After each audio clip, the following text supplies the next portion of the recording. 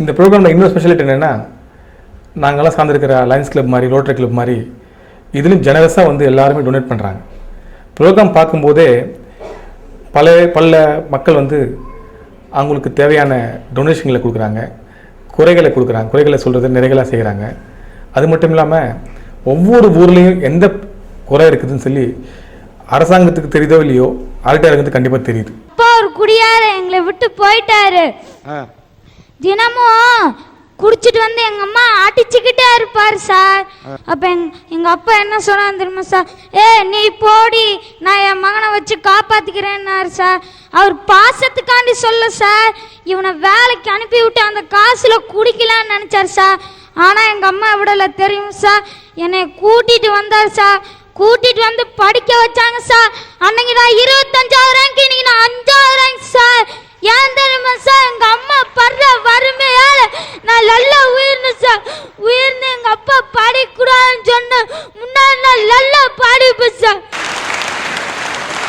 Sir எங்க அப்பா விட்டுட்டு போன மாதிரி எங்க அம்மா விட்டுட்டு போயிருந்தானா நாங்க என்னன்னா அனாதை சார். எங்க அப்பா விட்டுட்டு போன மாதிரி எங்க அம்மா விட்டுட்டு போயிருந்தானா நாங்க என்னன்னா அனாதை சார். எனக்கு வந்த கஷ்டம் வேற குழந்தைகளுக்கு யாரும் வரவே கூடாது சார்.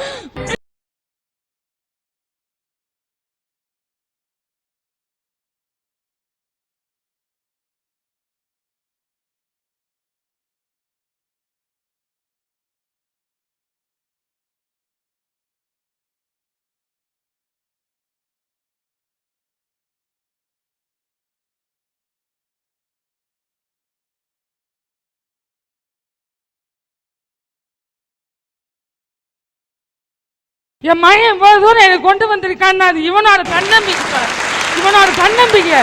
என் பையனை பிள்ளை நல்லா படிக்க வச்சு நான் நல்ல முறையை ஆளாக்கணும் நான் ரொம்ப ஆசைப்படுறேங்க சார். இந்த குடும்பம் ஒரு பெட்டிக்கடை வைத்து வாழ்க்கையை இவர் ஜீவனத்தை நடத்திக் கொள்வதற்கு வழிவகுக்க வேண்டும் என்று சன் டிவியின் அரட்டை அரங்கத்தின் சார்பாக தெரிவித்துக் கொள்கிறோம்.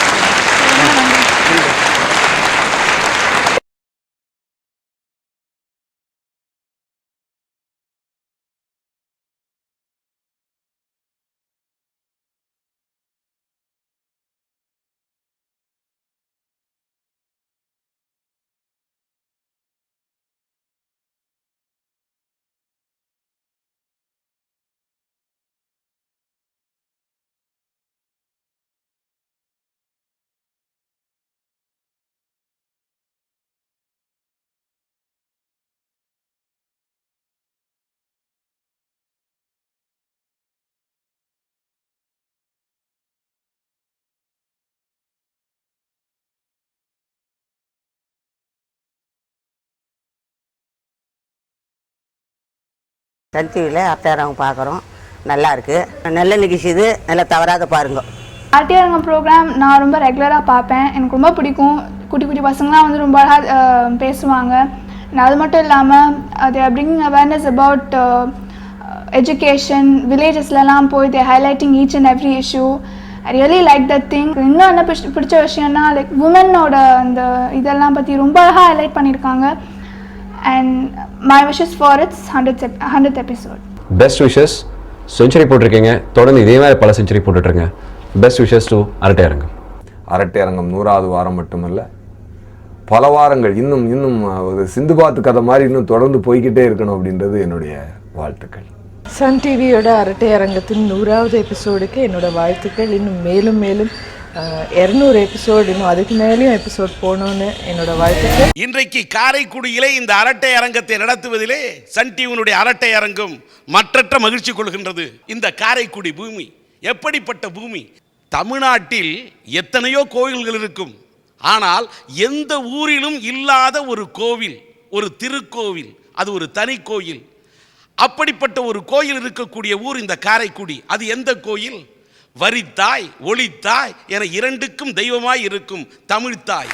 அந்த தமிழ்த்தாய்க்கென ஒரு தனி கோவிலை கட்டி இன்றைக்கு தமிழை கட்டி காத்து வரக்கூடிய ஒரு ஊர். அப்படிப்பட்ட மண் தான் இந்த காரைக்குடி என்று சொன்னால் மிகையாகாது. கம்பனுக்கு ஆதரவு கொடுத்தது யார்?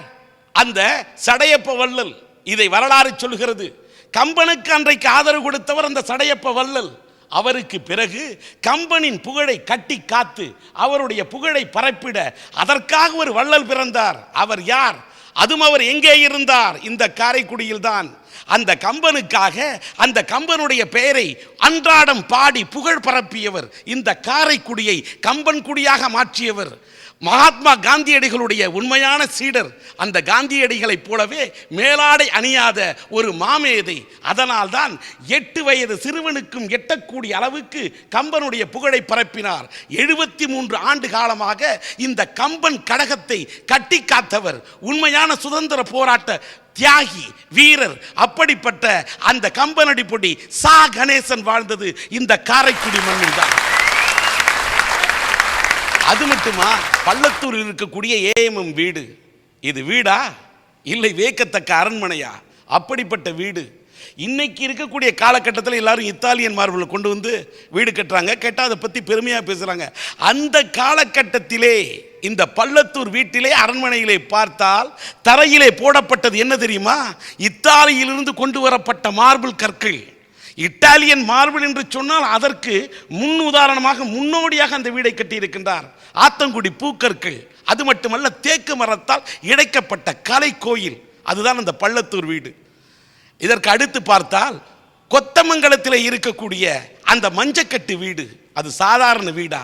வீடா இல்லை அரண்மனையா என்று வியக்கக்கூடிய அளவுக்கு எங்கே பார்த்தாலும் வளைவு, முற்றம், சாப்பாடு போடுவதற்கென்றே ஒரு போஜன ஹால். இப்படி அந்த வீட்டை அற்புதமாக உருவாக்கி இருக்கின்றார்கள். இதில் வேடிக்கை என்னவென்று சொன்னால், ஒவ்வொரு தேக்கு மரத்தையும் பார்த்தால் பார்த்து கொண்டே இருக்கலாம், பார்ப்பதற்கு கண்களே போதாது என்று சொல்லக்கூடிய அளவுக்கு அந்த தேக்கு மரங்கள் இன்றைக்கும் எழில் குறையாமல், தரம் குறையாமல், மெருகு குறையாமல் இன்றைக்கு அது ஒளி வீசி கொண்டிருக்கிறது. காரணம், அந்த தேக்கு மரங்களை திரைகடலோடி திரவியம் தேடு என்று அன்றைக்கு திரவியம் தேட தொழில் புரிவதற்கென்று இந்த காரைக்குடியைச் சேர்ந்தவர்கள், செட்டிநாட்டைச் சேர்ந்தவர்கள் தான் அன்றைக்கு வெளிநாட்டுக்கு சென்றார்கள். சென்றதோடு மட்டுமல்லாமல் அங்கு பர்மாவிலும் ரெங்கோனிலும் இருந்து அந்த தேக்கு மரங்களை தோணிகளில் ஏற்றி வந்து இன்றைக்கு இந்த வீடை கட்டியிருக்கிறார்கள் என்று சொன்னால் அந்த கொத்தமங்கலம் மஞ்சக்கட்டு வீடு அதற்கு ஒரு உதாரணம் என்றே சொல்லலாம். வானம் என்றால் மின்னல், வாழ்க்கை என்றால் இன்னல். மனிதனுக்கு வாழ்க்கையிலே எத்தனையோ இன்னல். இதிலே ஒரு ஜன்னல் வைத்து வீடு கட்டுவது என்பதே பல ஏழையர்களுக்கு முடியாத காரியம். ஆனால் 1000 ஜன்னல் வைத்து வீடு கட்ட முடியுமா? 1000 ஜன்னல் வீடு என்ற ஒன்று இருக்கிறது என்று சொன்னால் அது இந்த காரைக்குடியில் தான். அந்த பெருமைக்கு உரியவர்கள் இந்த காரைக்குடியில் வாழக்கூடியவர்கள் என்று சொன்னால் மிகையாகாது. 1600 ஆண்டுகளுக்கு முன்பாக உருவாகிய குடவரை கோயில், சுயம்பாக உருவாகிய கோயில், சுயம்பாக உருவாகிய பிள்ளையார். அவர் யார்? வலம்புரி விநாயகராக இருக்கும் பிள்ளையார், ஒரு கையிலே சிவனை தாங்கி இருக்கும் பிள்ளையார், வடக்கு நோக்கி வாழக்கூடிய பிள்ளையார் என தனக்கென தனி பெயரை காத்து வைத்திருக்கிறது கட்டி. அதுதான் இந்த பிள்ளையார் பட்டி என்று சொல்லக்கூடிய பிள்ளையார் பட்டி, அந்த விநாயகர் கோவில். பிள்ளைங்க இல்லாத வீடு கூட இந்த நாட்டில் இருக்குங்க. ஆனால் பிள்ளையார் பட்டி, பிள்ளையார் இல்லாத வீடே இல்லை என்று சொல்லக்கூடிய அளவுக்கு பிரசித்தி பெற்ற அந்த பிள்ளையார் பட்டி இருப்பதும் இந்த காரைக்குடியில் தான். அது மட்டுமல்ல, 1000 ஆண்டுகளுக்கு மேல் பழமை வாய்ந்த அந்த என் அப்பன் குமரன் குடிகொண்டிருக்கும் குன்னக்குடி இருப்பதும் இந்த காரைக்குடி பகுதியில் தான். மாசி பங்குனி மாதத்தில் 2 லட்சத்துக்கு மேற்பட்ட பக்தர்கள் நேர்த்திக்கடன் செலுத்துவதற்காக பால் குடங்களை சுமந்து வரக்கூடிய அளவுக்கு அப்படி பிரசித்தி பெற்ற அந்த லலிதாம்பிகை என்று சொல்லக்கூடிய முத்துமாரியம்மன் ஆலயம் இருப்பதும் இந்த காரைக்குடியில் தான். கொப்புடையம்மன் கோவில் இருப்பதும் இந்த காரைக்குடியில் தான். பெரும்பாலான முஸ்லிம்கள் தொழுகை நடத்தக்கூடிய முத்துப்பட்டினம், காட்டுத்தலைவாசல், பெரிய பள்ளி வாசல் இருப்பதும் இந்த காரைக்குடியில் தான். கிறிஸ்துவ மக்கள் தொழுகை நடத்தக்கூடிய பெரிய சர்ச் இருப்பதும் இந்த காரைக்குடியில் தான். உங்களுக்கெல்லாம் உலகத்தை பற்றி தெரியும், திரையுலகத்தை பற்றி தெரியுமான்னு கேட்டால், திரை உலகம் என்று சொன்னவுடன் கோடம்பாக்கத்திலே காட்டுவார்கள் ஒரு சுற்றக்கூடிய உலகம். அது எந்த உலகம்? அந்த உலகத்தை காட்டியவர் யார்? அந்த ஏவிஎம் ஸ்டுடியோ வாசலிலே அந்த உலகம் சுற்றுவதை காட்டினால்தான் திரையுலகமே தெரியும் என்று சொல்லக்கூடிய அளவுக்கு திறம்பட ஒரு ஸ்டுடியோவை நடத்தியது யார்? ஏவிஎம் ஐயப்ப செட்டியார். ஆனால் அந்த ஏவிஎம் ஸ்டுடியோவை அவர் தொடங்கிய இடம் தெரியுமா? அது இந்த காரைக்குடியில் தான். காரைக்குடியிலே காலூன்றி இன்றைக்கு சென்னையிலே வேரூன்றி நிற்கக்கூடிய அந்த ஏவிஎம் ஸ்டுடியோவை உருவாக்கிய அந்த ஏவிஎம் ஐயப்ப செட்டியார் அவர்கள் உதித்ததும் வாழ்ந்ததும் இந்த காரைக்குடியில் தான் என்று சொன்னால் அது அவருக்கு பெருமை சேர்க்கக்கூடிய ஒன்றாகும். காரைக்குடியிலே சன் டிவியினுடைய அரட்டை அரங்கத்திலே நாங்கள் எடுத்திருக்கக்கூடிய தலைப்பு கவியரசர் கண்ணதாசனுடைய எந்த பாடல் வரிகள் இன்றைய வாழ்க்கைக்கும் பொருத்தமானது. வாழ நினைத்தால் வாழலாம், வழியாயில்லை பூமியில். யாரைத்தான் நம்புவதோ பேதை நெஞ்சம், அம்மம்மா பூமியிலே யாவும் வஞ்சம். தென்னையை பெத்தா இளநீர், பிள்ளையை பெத்தா கண்ணீர். நல்ல மனைவி, நல்ல பிள்ளை, நல்ல குடும்பம் தெய்வீகம். பிறந்தாலும் ஆம்பளையா பிறக்கக்கூடாது. இப்படி 5 விதமான தலைப்பு. வணக்கம். இப்ப குனிய பாருங்க, அதான் என் வாழா என்று வர குனியணும். இதான் ஆண்களோட நிலைமை. அதுக்கு தான் சொல்றேன், பிறந்தாலே ஆம்பளையா பிறக்க கூடாதுன்னு. ஒரு நாள் மார்கழி மாசம், மணியோ 5:30, குளூர்ல போர்வை இழுத்து மூடிக்கிட்டு தூங்கிக்கிட்டு இருந்தேன். அன்னைக்குன்னு பார்த்து எங்க அம்மா ஃபுட்பால் விளையாண்டாங்க. ஃபுட்பாலுங்கிறது பால் இல்லை, என்ன ஏதே ஒரே மிதி. என்னம்மான்னு கேட்டேன். போய் பால் பாக்கெட் வாங்கி வாடான்னு சொன்னா. நானும் அக்காவை போக சொல்லுமான்னு சொன்னேன். அது பொம்பளை பிள்ளைன்னு எனக்கு மொக்கையை கொடுத்துட்டா. சரி அக்காவை தான் போக சொல்ல மாட்டேன், அப்பாவையாவது போன்னு சொன்னா. அவர் ஆல்ரெடி 5 மணிக்கே காய்கறி மார்க்கெட்டுக்கு அனுப்பிச்சிட்டேன், நீ போய் பால் பாக்கெட் வாங்கி வாடான்னு சொன்னார். இப்படி போய் போய் அலைஞ்சு அலைஞ்சு ஒட்டமே ரணகலமா போயிருச்சு. இன்னைக்கு காலையில எந்திரிச்சு 4 மணிக்கு வாசல்ல கோலம் போடுறோம். நாங்கள தான் வெளியில எல்லாம் போய் வேலை பார்க்குறோம். ஐயா, இந்த காலத்துல பொண்ணுங்களுக்கு யாருக்கு சார் கோலம் போட தெரியுது? ஒரு டிசைனை கண்டுபிடிச்சிட்டாங்க, அதை வச்சு இப்படி மாவு கொட்டி இப்படி தேய்ச்சா முடிஞ்சு போச்சு. அதை அப்படியே பேப்பர்ல வச்சு சின்ன வயசுல இருந்து பெரிய வயசு வளர்க்கிற வர குண்டூச்சி தூக்குல இருந்து குண்டா சட்டி தூக்குற வர நாங்க தான் சார் போய்கிட்டு இருக்கோம். ஒரு பால் பாக்கெட் வாங்க போறதுக்கே உனக்கு இவ்வளவு. நாங்க பால் பாக்கெட் வாங்குறதுல இருந்து இன்னைக்கு உங்க வேலையை சேர்த்து கரண்ட் பில்லு கட்டுறதுல இருந்து பேங்க்குக்கு போறதுல இருந்து போஸ்ட் ஆபீஸ் போறதுல இருந்து அத்தனைக்கு நாங்களும் போய்கிட்டு தான்ப்பா இருக்கிறோம். பொண்ணுங்க எங்கேயும் போல பியூட்டி பார்லருக்கு தான் போகுதுங்க தவிர பால்